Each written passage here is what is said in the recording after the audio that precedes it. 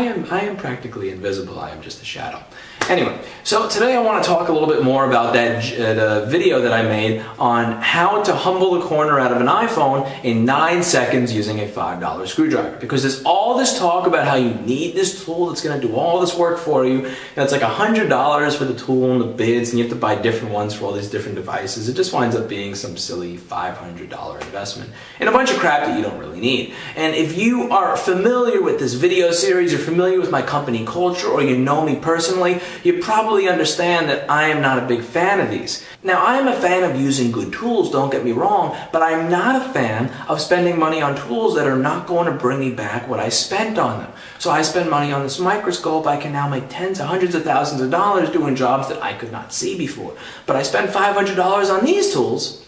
I am not going to make a dime that I could not have already made. So one of the big criticisms in that video that I've been getting has been that in the upper right corner, where I bang the corner out of the phone using the flathead screwdriver, and the somebody on my YouTube channel coined it, the G-Humbler. When I do that, the paint, the blue paint on the iPhone 5 comes off of that corner a small bit. And what I would like to do is propose a rebuttal to this. On that iPhone 5, in order to actually get the corner to the point where it is bent, like when people are bringing you phones that are shaped like a triangle instead of like a rectangle, you have to drop that a lot. I mean a lot. You have to drop it over and over and over and just go, It's not like it's ding, the corner's no. It's boom. And on average, again, this is not really always a scientific channel. This is a practical channel. This is a common sense channel. This is a reality check channel where I try to talk about the real world of how to make money doing this. The real world of how to deal with real situations and real people. So let's talk about demographics for a second. The people who drop their phone like this, they're the people who are going to look over it with a fine-tooth comb when it's done. The people who do this to their phone, they're not the people who are going to take out an eyepiece and go, I noticed on the upper right corner at this plateau that I have about 1 micron less of dark blue OEM Apple paint compared to before I gave it to you. No, that doesn't happen.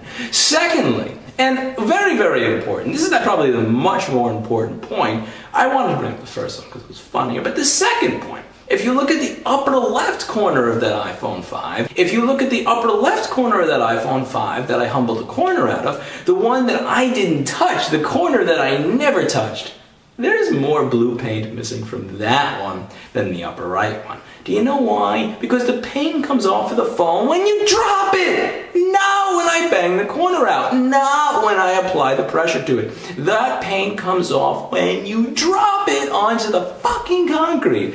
Not when I'm bending the corner out. Now allow me to explain a little bit of how this works. So one of the biggest mistakes that newbies make when they're trying to get rid of these bent-in corners in the phones is they're smashing it from the exterior. They're smashing it from right at the outside of the corner, and that's wrong. A, you're not going to bang the corner out that way, and B, it's not going to look natural. C, above all, you're going to make it look like a mess. What I do is focus on the inside of the phone. So let's say this is the outside. Let's say this is the outside case, and this is where the corner is like cracked in. I'm not like going right up here and trying to bang it out. I'm going as far as I can into here and going, This way, I'm not damaging the paint on the other side. I'm also making sure to do this on a desk that's very, very smooth and laminated with several layers of clean room wipers there to keep the phone from actually getting scratched. And you gotta feel the desk I work on, that is a flat thing that is not scratching anything. It is not some cheap shit from IKEA. That was custom made.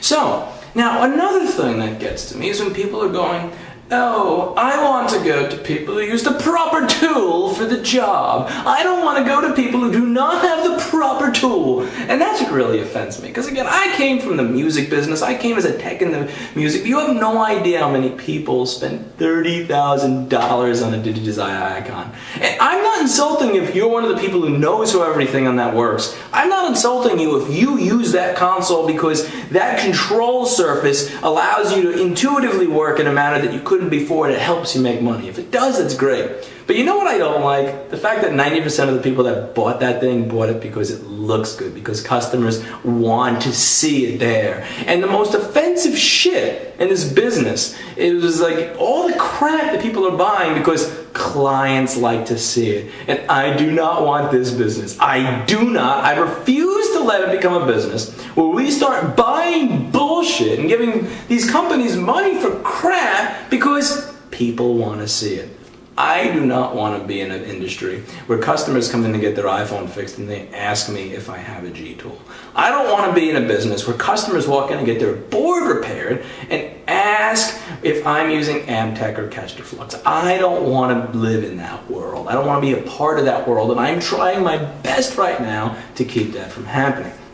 Now, one of the things that they said is, I don't want to go to a place that doesn't use the proper tool. And again, you may think that I'm making fun of you personally if you're one of the people that said that. I assure you I am not trying to make fun of or call you out personally, because I get this message sent to me on YouTube and Google Plus no less than 3 times a day. I'm not referring to one of you. I'm referring to all of you. And this is a comment for all of you. And I'm going to propose this in another video where I talk about the most important tool that you can have, which is your brain. Because when all of you people are going, I don't want to go to a place that doesn't use the right tool for the job, what I want to propose to you is that if you spend $500 and you're using a jig that takes you a couple of minutes to set up, and I spent $5 and it takes me 9 seconds to get the job done to the same standard of quality that you are, that means that I'm using a tool that is much more valuable, which is my brain. And what I'd like to suggest is that if you're saying that it takes you longer amounts of time to do the same job after you spent hundreds of dollars on this stuff, that maybe it's not me that's missing a tool because I don't have that. Maybe it's you that's missing this because it takes you hundreds of dollars more and more time. That just adds up to hours and hours and hours over the course of a year to do the same thing. And maybe, just maybe, the reason that people are actually still coming here when I'm so ghetto and not using the right tools is because I am using the one tool that actually matters, which is my brain. And you know, a lot of you people will sometimes wonder, and some of you actually have the audacity to send messages. How are you at the top of Google? How are you at the top of Yelp? You're a prick. I don't agree with half of the things you say. You don't seem professional. And you know, you must be doing black hat SEO. You must be cheating. If you think that's true, Google me. Google the domain name. Do I have thousands of backlinks on bullshit blogs from other countries on these spam websites? Or do I have backlinks from people who've linked to my content because it's helped them? In terms of Yelp, again, come into my store, call my phone number. Do I seem like somebody who's paying for reviews? Do we seem like people who go, oh, can you please check in on Yelp and like us for 10%? Fuck no! I have not done that once in my life. You know what I've done to get there? Use my brain. My salesman uses his brain. My technician uses his brain. My BGA rework technician uses his brain. My secretary, again, if you didn't guess at this point, she uses her brain. And since we all use the one tool that is of utmost importance to us, we have a good Google ranking and we have good reviews and we do well for ourselves and we're successful. It's not because of the tool. It's not because of the flux that I use. It's not because of how I bend the corner out of the phone. It's not because I have a thermal imager. It's not because I have a $600 bench power supply. It's not because I have a 39-inch television to view schematics on that's 4K. It's because I made very well sure that I am always using my brain and that I'm always encouraging the people that I hire to use their brain. It's because I'm always screening people before I hire them to make sure that they have a brain. And sometimes I fail, but it always catches up and I fire them later. So the point here is, yes, you're right. The upper right corner of that phone, it's missing a little bit of blue paint. But you know what also is? The upper left corner. And I didn't touch that corner. And you know what? The people who come in with phones, iPads, iPods that are shaped like triangles, that are shaped like cylinders, that are shaped like Tony Hawk's Pro fucking Skater.